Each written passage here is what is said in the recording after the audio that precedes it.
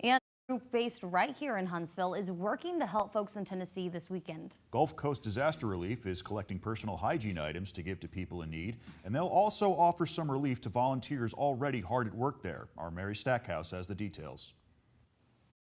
Gulf Coast Disaster Relief is headed to Cookeville, Tennessee tomorrow to provide aid, and they're welcoming folks here in the valley to help with their mission. What we understand right now on the ground, there's not a lot of residents in the area because of the devastation the storms left. So we look to be feeding more volunteers and workers that are there trying to respond to the aftermath. Tammy Larson is Executive Director of Gulf Coast Disaster Relief. We're there during the day to offer a warm meal.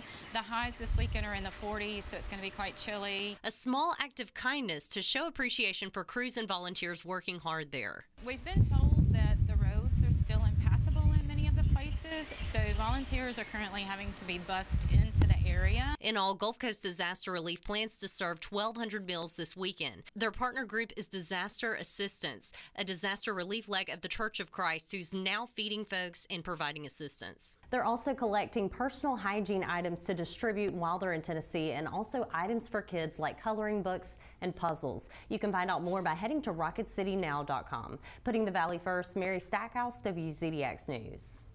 You can also help right from home by purchasing items from both Walmart and Aldi's websites for pickup or delivery, and Gulf Coast Disaster Relief can pick those items up to take with them to Tennessee. And if you want to make a financial donation, we've got information on how to reach out to them on our website. Just go to rocketcitynow.com and click on this story.